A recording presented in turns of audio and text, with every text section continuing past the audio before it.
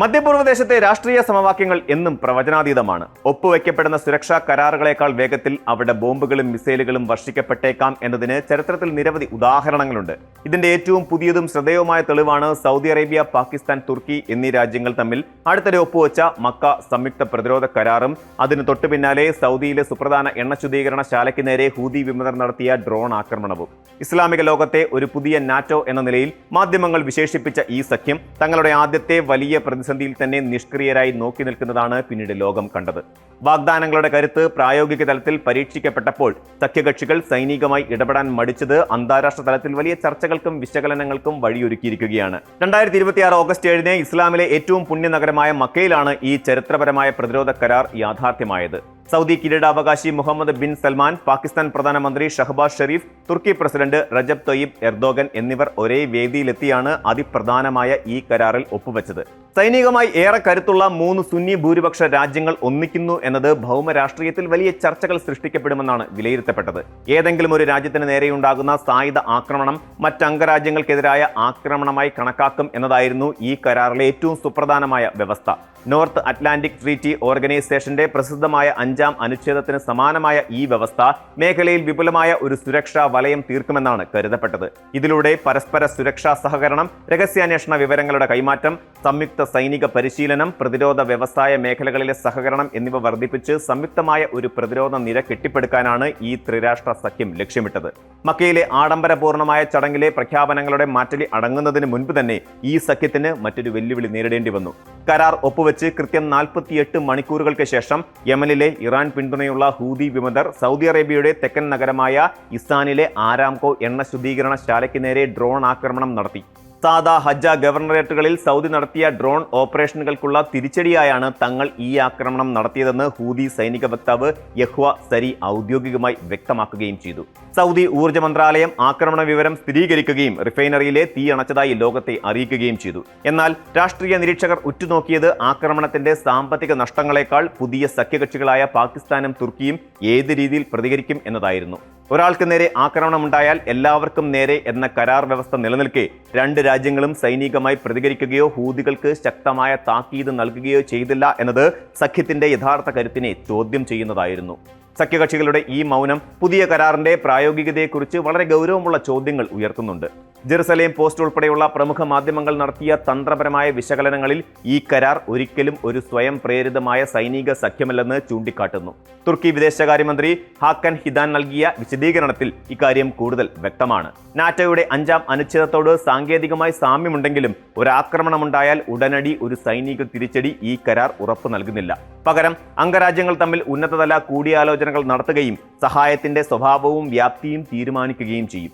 അതായത് പൂർണ്ണമായ അർത്ഥത്തിലുള്ള ഒരു സംയുക്ത സൈനിക ഇടപെടലല്ല, മറിച്ച് അതത് സാഹചര്യങ്ങൾക്കനുസരിച്ചുള്ള നയതന്ത്ര പ്രതിരോധ സഹായങ്ങൾ മാത്രമായിരിക്കും സഖ്യകക്ഷികൾ നൽകുക. ജസാൻ ആക്രമണത്തോട് പാകിസ്ഥാനും തുർക്കിയും സ്വീകരിച്ച തണുപ്പൻ പ്രതികരണം ഈ വ്യവസ്ഥയിലെ പഴുതുകളെയാണ് തുറന്നു കാട്ടുന്നത്. ഇതാദ്യമായല്ല സൗദി അറേബ്യ ഇത്തരം വിദേശ പ്രതിരോധ വാഗ്ദാനങ്ങളുടെ പരിമിതികൾ നേരിട്ട് അനുഭവിച്ചറിയുന്നത്. 2025 സെപ്റ്റംബറിൽ പാകിസ്ഥാനുമായി സമാനമായ ഒരു തന്ത്രപ്രധാന ഉഭയകക്ഷി പ്രതിരോധ കരാറിൽ റിയാദ് ഒപ്പുവച്ചിരുന്നു. ഒരു രാജ്യത്തെ മറ്റേ രാജ്യം സംരക്ഷിക്കും എന്നതായിരുന്നു അന്നത്തെയും പ്രഖ്യാപനം. അതിനു പിന്നാലെ ഏകദേശം 8,000-ഓളം പാകിസ്ഥാൻ സൈനികരെയും JF-17 യുദ്ധവിമാനങ്ങളും ആളില്ലാ വിമാനങ്ങളും ഉന്നത നിലവാരമുള്ള വ്യോമ പ്രതിരോധ സംവിധാനങ്ങളും സൗദിയിൽ വിന്യസിക്കുകയും ചെയ്തു. ഇതിന്റെ മുഴുവൻ സാമ്പത്തിക ചെലവും വഹിച്ചത് സമ്പന്നമായ സൗദി അറേബ്യ ആയിരുന്നു. എന്നാൽ 2026 ഫെബ്രുവരിയിൽ ഇറാനും ഇസ്രയേലും അമേരിക്കയും ഉൾപ്പെട്ട വലിയ സൈനിക സംഘർഷങ്ങൾ ഉടലെടുക്കുകയും സൗദിയുടെ റിഫൈനറികൾക്കും അമേരിക്കൻ സൈന്യവുമുള്ള പ്രിൻസ് സുൽത്താൻ വ്യോമത്താവളത്തിനും നേരെ ആക്രമണങ്ങൾ ഉണ്ടാവുകയും ചെയ്തപ്പോൾ പാകിസ്ഥാൻ സൈന്യം നേരിട്ടുള്ള ഒരു ഏറ്റുമുട്ടലിന് തയ്യാറായില്ല. അവർ തങ്ങളുടെ പങ്ക് കേവലം പരിശീലനത്തിലും സൈനിക ഉപദേശ ചുമതലകളിലും മാത്രമായി ഒതുക്കി. മാത്രമല്ല, പ്രതിസന്ധി ഘട്ടത്തിൽ വാഷിംഗ്ടണും ടെഹ്റാനും ഇടയിൽ സമവായ ചർച്ചകൾക്ക് വേദിയൊരുക്കാനാണ് ഇസ്ലാമാബാദ് ശ്രമിച്ചത്. ഈ ചരിത്രം സൂക്ഷ്മമായി പരിശോധിക്കുമ്പോൾ മക്ക കരാറും ഒരു യുദ്ധസഖ്യം എന്നതിലുപരി വിദേശ സൈനിക ഉപകരണങ്ങളും വിദഗ്ധരായ ഉദ്യോഗസ്ഥരെയും സൗദിയിൽ നിലനിർത്താനുള്ള സാമ്പത്തികമായി പിന്താങ്ങപ്പെടുന്ന ഒരു ചട്ടക്കൂട് മാത്രമാണെന്ന് മനസ്സിലാക്കാൻ സാധിക്കും. മക്ക സംയുക്ത പ്രതിരോധ കരാറിനെ കേവലം ഒരു കടലാസ് പുലിയായി മാത്രം കാണാൻ കഴിയില്ലെങ്കിലും മധ്യപൂർവ്വ ദേശത്തെ സങ്കീർണമായ ഭൗമ രാഷ്ട്രീയത്തിൽ അതിന് വലിയ പരിമിതികളുണ്ട്. ദശാബ്ദങ്ങളായി അമേരിക്കയുടെ സുരക്ഷാ കുടക്കീഴിൽ കഴിഞ്ഞിരുന്ന സൗദി അറേബ്യ ഇപ്പോൾ തങ്ങളുടെ പ്രതിരോധ പങ്കാളിത്തം വൈവിധ്യവൽക്കരിക്കാൻ ശ്രമിക്കുകയാണ്. പ്രതിരോധ വിദഗ്ധർ ഇതിനെ സ്ട്രാറ്റജിക് റിഡൻഡൻസി അഥവാ തന്ത്രപരമായ കരുതൽ എന്നാണ് വിളിക്കുന്നത്. അമേരിക്കൻ ആയുധങ്ങളെയും സാങ്കേതിക വിദ്യകളെയും ആശ്രയിക്കുന്നതോടൊപ്പം പാകിസ്ഥാന്റെ വിപുലമായ സൈനിക പരിശീലനത്തെയും തുർക്കിയുടെ വളർന്നുവരുന്ന പ്രതിരോധ സാങ്കേതിക വിദ്യകളെയും ചൈനയുടെ സാമ്പത്തിക സ്വാധീനത്തെയും ഒരേ സമയം പ്രയോജനപ്പെടുത്താനാണ് സൗദി അറേബ്യ ശ്രമിക്കുന്നത്. എന്നാൽ ഈ സഖ്യത്തിലെ മറ്റ് രണ്ട് രാജ്യങ്ങൾക്കും അവരുടേതായ മുൻഗണനകളുണ്ട്. നാറ്റോയിലെ സജീവ അംഗമായ തുർക്കിക്ക് മധ്യപൂർവ്വ ദേശത്ത് അവരുടേതായ സാമ്പത്തിക രാഷ്ട്രീയ താൽപര്യങ്ങളുണ്ട്. അവർക്ക് തങ്ങളുടെ പ്രതിരോധ ഉപകരണങ്ങൾ വിൽക്കാനുള്ള ഒരു വലിയ വിപണിയാണ് സൗദി അറേബ്യ. പാകിസ്ഥാൻ ആകട്ടെ കടുത്ത സാമ്പത്തിക പ്രതിസന്ധിയിലൂടെ കടന്നുപോകുന്ന രാജ്യമാണ്. ഗൾഫ് രാജ്യങ്ങളിൽ നിന്നുള്ള സാമ്പത്തിക സഹായവും പ്രവാസി നിക്ഷേപവുമാണ് അവരുടെ സമ്പദ് വ്യവസ്ഥയുടെ ജീവനാഡി. എന്നാൽ പാകിസ്ഥാന്റെ സൈനിക മുൻഗണനകൾ പൂർണ്ണമായും ഇന്ത്യയുമായുള്ള അതിർത്തികളിലാണ് കേന്ദ്രീകരിച്ചിരിക്കുന്നത്. അതിനാൽ തന്നെ സൗദി അറേബ്യയ്ക്ക് വേണ്ടി ഇറാനുമായോ ഹൂതികളുമായോ നേരിട്ടൊരു യുദ്ധത്തിൽ ഏർപ്പെടാൻ പാകിസ്ഥാനോ തുർക്കിക്കോ യാതൊരു താല്പര്യവുമില്ല.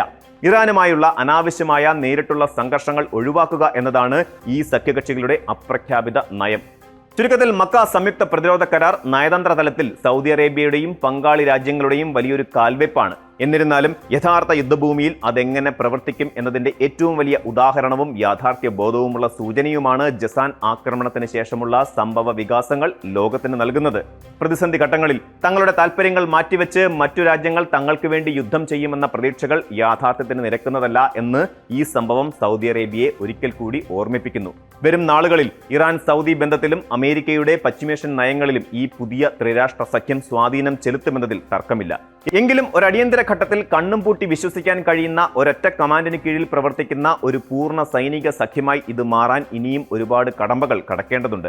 രാഷ്ട്രീയ വാഗ്ദാനങ്ങളും യുദ്ധഭൂമിയിലെ പ്രായോഗികതയും തമ്മിലുള്ള അകലം വലുതാണെന്ന സത്യം തന്നെയാണ് ജസാൻ ആക്രമണം അടിവരയിടുന്നത്.